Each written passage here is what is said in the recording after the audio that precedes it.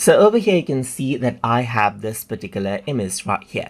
If I were to go around over here onto like free transform tool right here and resize this layer out, let's say for example, and keep it right here, press enter. Nothing seems to happen, but only basically resized it. But now if I were to go around over here onto free transform again and resize it back up right here, just like this, then it actually is blurred out right here.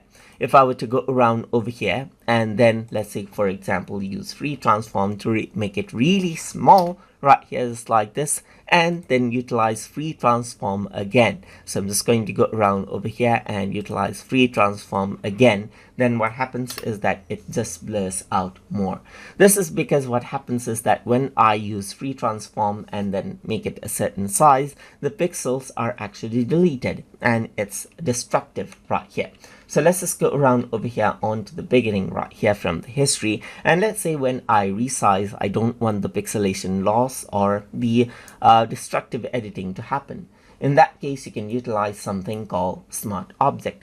So all you need to do to convert a particular layer to smart object is you can right click right here, and then you can see that convert to smart object is an option, and you got the smart object right here.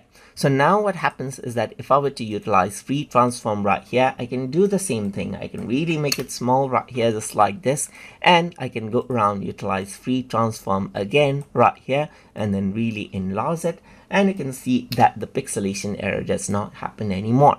But you cannot do many of the editings as you would, like for example, you cannot use eraser right here unless it is rasterized right here. Rasterization is the process of converting a smart object into regular object once more, or vector objects into regular raster objects. So that is how you can work around with smart object option inside a Photopea. So hope you guys learned something as always. And as always, please like, comment, share, and subscribe.